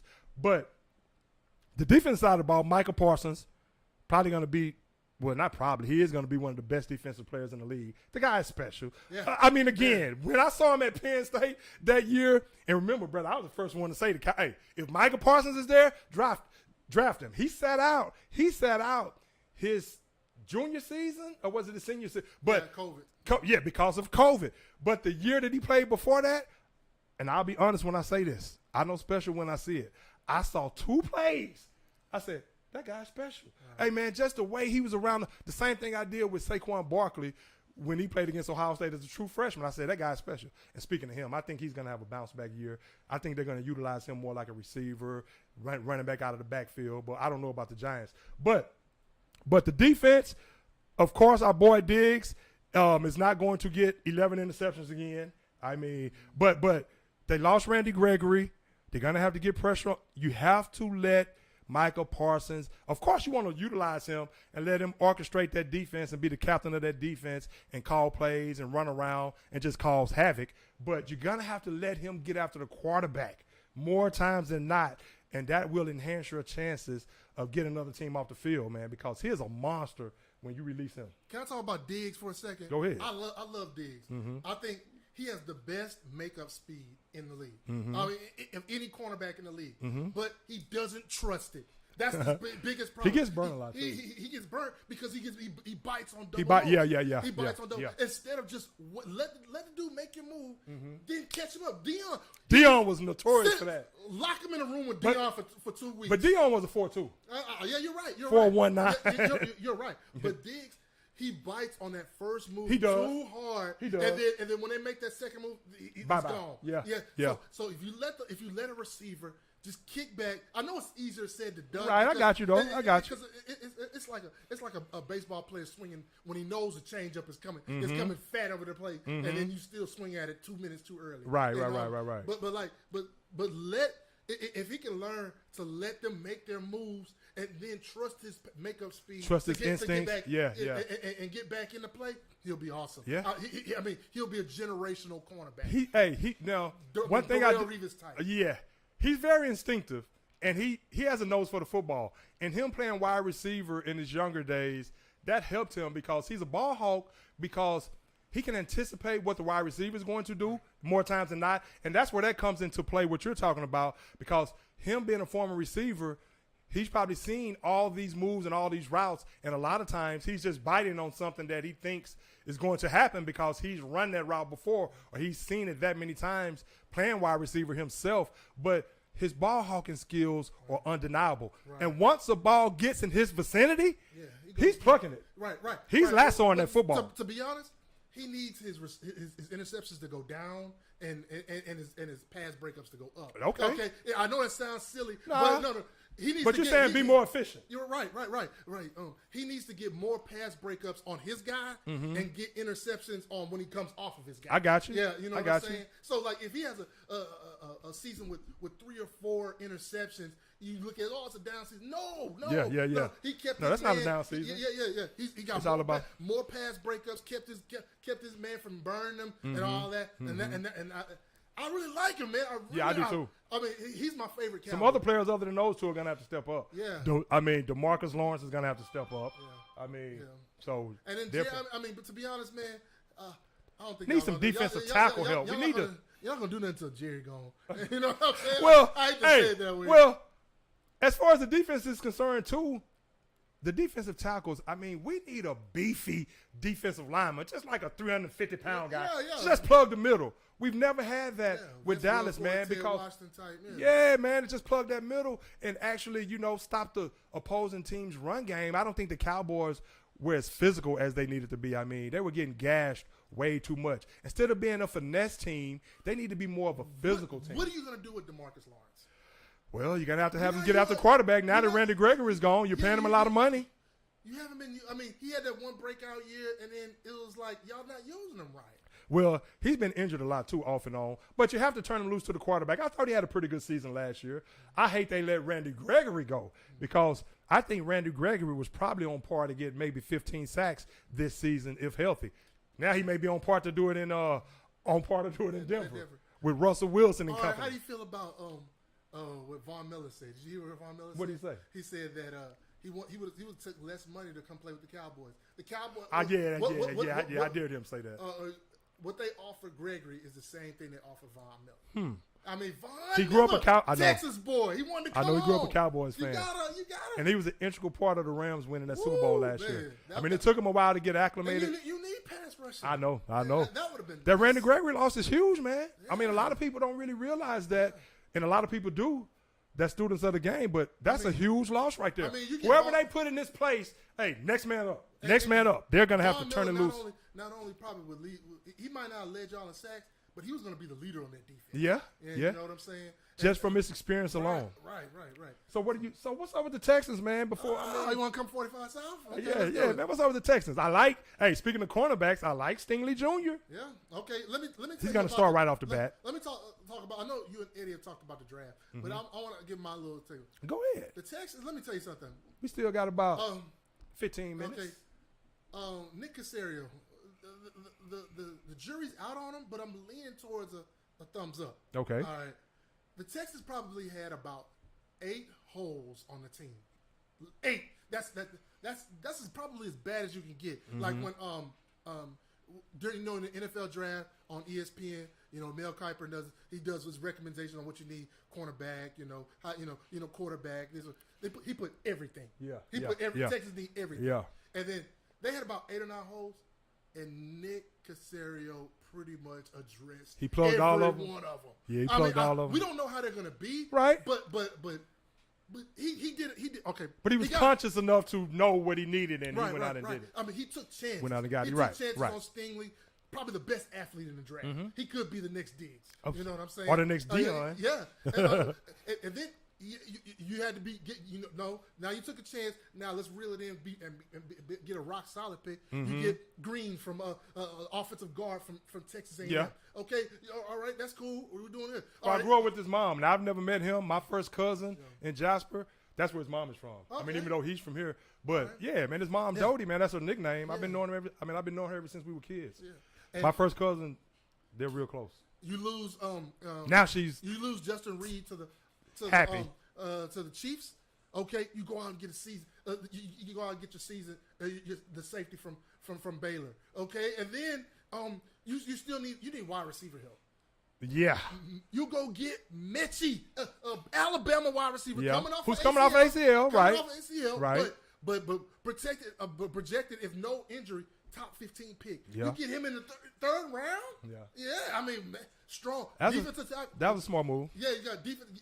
Comes from a winning program. He knows how to win. Middle linebacker from Alabama, a Nick Saban middle linebacker. Nick Saban middle linebacker. So let me ask you this. And then the last Alabama linebacker that you got was D'Amico Ryan. Yeah. That worked out well. Yeah. So they were plugging they were addressing just about every need. Now it's all about developing those guys and making sure that you hit on those picks. And that's one thing the Texans were lacking is overall talent. So they have to replenish that roster with talent.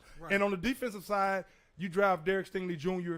in today's game where it's so pass happy, you need a shutdown corner. And obviously you need a guy that can rush the quarterback as well. Right. But you have to get a shutdown corner because all these teams are going to be coming at you with the passing attack. Yeah, so that's a great move on that part. And he can return punts. Yeah. And he can return punts. So they have to utilize him that way. Green, like you're talking about, hey, great move on the offensive line because what the Texans are going to have to do as well to help Davis Mills, who I actually like. And if he has a great season, we're gonna talk about that. Okay, well, I think I saw some flashes. Now, of course, if the Texans were bad, as some people still expect them to be, of course they don't have Deshaun Watson anymore. That's a story for another day.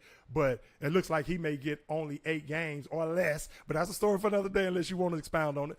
But I like what I saw from Davis Mills in spots. But the offensive line, now you're going to have to utilize the run game more, and you're going to have to take some of the pressure off of Davis Mills as well. The same thing I said about Dak Prescott. And I think if you incorporate a nice running game, because he's a very cerebral quarterback as well. But, of course, you're going to have the talent around him to do that. Because if the Texans go 1-15 or 16 or 2-14 or 2-15 or whatever, C.J. Stroud from Ohio State, come on down, or Bryce Young. So, but what you think about them addressing the running game? Yeah, Pierce, running back from Florida, who wasn't utilized a lot in Florida, but when he was utilized, he was utilized. Yeah. Well, and I keep hearing that he's gonna be a tote the mail back. And I'm excited to see what he turns into. I really am, and I want to see what they're gonna do. Now the Texans, just like the Cowboys, the worst thing that can happen to them is them win 8-9 games, and then you're not able to get C.J. Stroud. And then if they win these games because Lovie Smith he's a captain. He and if they win because the defense is strong or whatever, and the Davis Mills didn't make a play, they're gonna be like, we'll go ahead and just roll with Davis Mills, and then I'm terrified that he's gonna be Andy Dalton. You can't win with Andy Dalton. You can't. I don't care how good of your team you put around him. He's not gonna in playoff times. He's gonna end up nutting up. Well, I think what's happening. So either. Davis Mills needs to show real promise, like he's gonna be a top-notch quarterback. Yeah, in this league. I agree with that. I mean, not be a top-notch, but at the show same time, flashes of that. Well, I thought he needs to be terrible. Terrible. Yeah. So because you want clarity. You want clarity. Yeah. You want clarity because there are some great quarterbacks.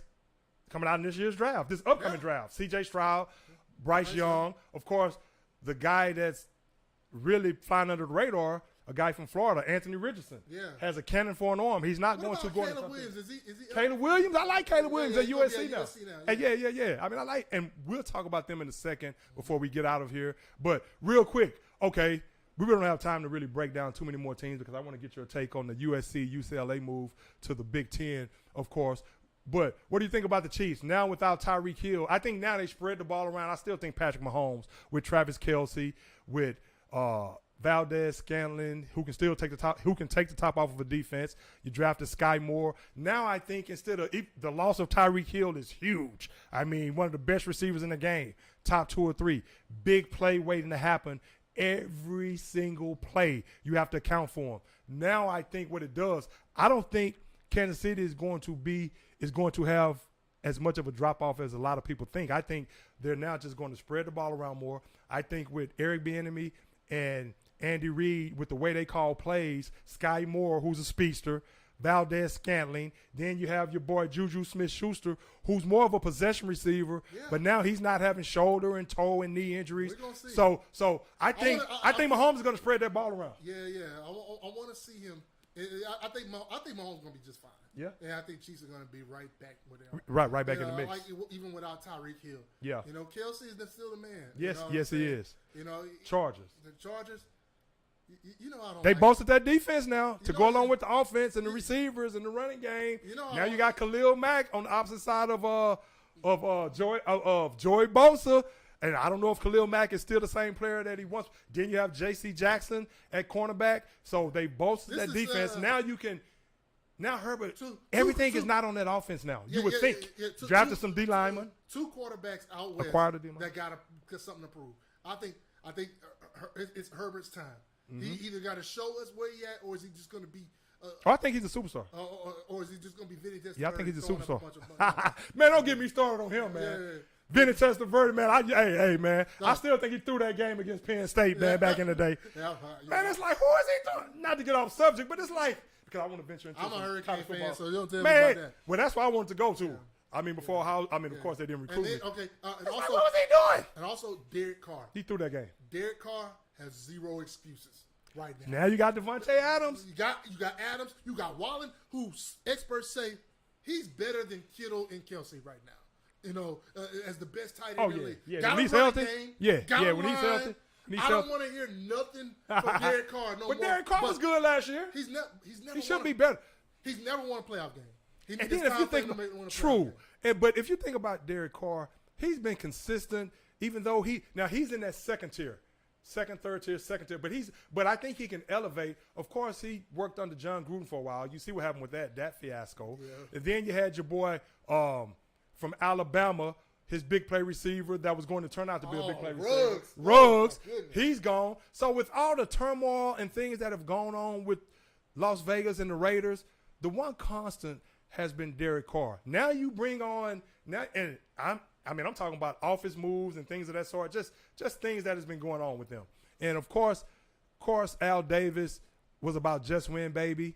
His son is trying to do things differently. He's trying to build a culture where he wants to be respected as a team that does things the right way and things like that. And you can't fault him for that. Hey, man, it's his money. We'll see what happens. But now you have Devontae Adams in the fold, so we'll see what he's really made of as well without Aaron Rodgers. We'll see what Aaron Rodgers is made of without – well, we know Aaron Rodgers is still going to – he's going to make those players better around him. But, hey, man, it's some interesting dynamics going on in the NFL right now. But real quick before we get out of here, man, what do you think about UCLA and USC? Now, I'm going to say this. UCLA – is not on par with USC as of right now, but that move is about that money. Yeah. We know that. The Big Ten, now the SEC has been the most dominant conference as far as national championships and things of that sort. Money-wise, a lot of people don't know this. As rich as the SEC is, the Big Ten is the top dog as far as that's concerned. Now they're the first conference to have coast-to-coast teams from Rutgers in New Jersey all the way to the West Coast with USC. You know that's about money. With these media rights deals and things like that, and going to even escalate more. And what it's going to do for those schools, USC and UCLA, as far as recruiting and things of that sort. I mean, everything is on the up and up, man. You got Texas and Oklahoma going. Who's the head coach at Penn State? Franklin? Yeah, Franklin. Okay. First thing I'm going to do, first time we're host USC and UCLA, 11 o'clock kickoff. The first thing I'm going to do. No, they're not used to being up that early. No, y'all ain't not playing football. Y'all rolling over at 8 o'clock in the morning. So, man, the I had to get used to that when I moved out there. Yeah. 10 o'clock? What? The game on? What the hell? 10 o'clock. That's I'm like, crazy. okay, that's crazy. But go Yeah, ahead. it is crazy, man. Like, I mean, man, that move was so monumental. I don't think you understand. This gives the Big Ten a pipeline into Los Angeles and recruiting. The second largest media market. Think what that does. And a lot of people don't realize UCLA, it wasn't about UCLA necessarily running over there, because they want to follow USC. UCLA was on the verge of having to cancel a lot of their sports, opposite football and basketball, of course, because they just didn't have the money. Right. So now you have that cash flow with these media rights deals, and it's only going to escalate. And all these schools in the Big Ten, you have 16 teams as of 2024, and who knows? They may, like Nick Saban says, hell, it may be 25 teams in 2 different conferences just dominating things. Right. But the recruiting, like we're talking about, the recruiting and just the exposure, the competition, the money. Right, the 4 biggest markets for recruiting is probably what? Houston, Harris County, well, DFW. You got Florida, you got Texas, Miami, California, and Ohio. Los Angeles and Miami. Mm-hmm. You know what I'm saying? When you get a pipeline, that means when you get a team that your biggest recruits can see on a every other year basis. Yeah, that is a huge. So like now, you get LA guys, greater LA guys that can see Penn State twice a year. Every other year, see Ohio State, see Michigan, build some new tradition. Right. You gonna now it's gonna mess up the Rose Bowl. I guarantee you, Michigan, it's gonna mess up the Rose Bowl, but who cares? Right. You gonna bring other than the Rose Bowl committee. You gonna bring Michigan gonna bring their band every time, and then they're gonna come to Compton, or wherever it is, South Central. Yeah, they be playing Hail to the Victors. Those blue chip players that's from California, they're going to be at that game. They're going to be there every other year. I know. Hey, man. I mean, again, the publicity and the exposure to go along with the money, of course, and the recruiting, I mean, it's a no-brainer. Hey, now we played USC my redshirt freshman year, right? My mom came out there. Now, Ohio State doesn't play USC too much in the regular season, but that year we did, my redshirt freshman year. And I played a lot in that game. That's when Junior Seau was there, man. Bro, it was like a man playing with boys, man. Man, Junior Seau was a monster, bro. Hey, man, he used to talk noise to our offensive lineman, man. I'll be in the huddle, and he'll be on the other side on the defense talking noise. Shut up, fat boy. Blah, blah, blah. I mean, just crazy, man. I'm talking, man, we was over there like, man, this dude is crazy. This dude has lost his mind. All over the field. But they beat us 42-3. And every time they scored, that horse would go around the damn field, right? My mama said, I got so damn tired of seeing the horse run around the goddamn field. Hey, man, every time I looked up, that damn horse was running around the field. Right. Man, they dominated us. But Junior Seau was a monster. But now, instead of playing in the Rose Bowl, that's going to be every year. So, hey, man, that's going to be very interesting. Again, we have Arch Manning going to UT now. He's going to compete with Quinn Ewers. Here, check this out real quick. And here's what I said about that situation with Arch Manning and Quinn Ewers. Quinn Ewers was the number 1 quarterback 2021 class, transferred from Ohio State. I called it right when he was there. Right when I saw C.J. Stroud in the second half against Minnesota, I said, Quinn Ewers is gone.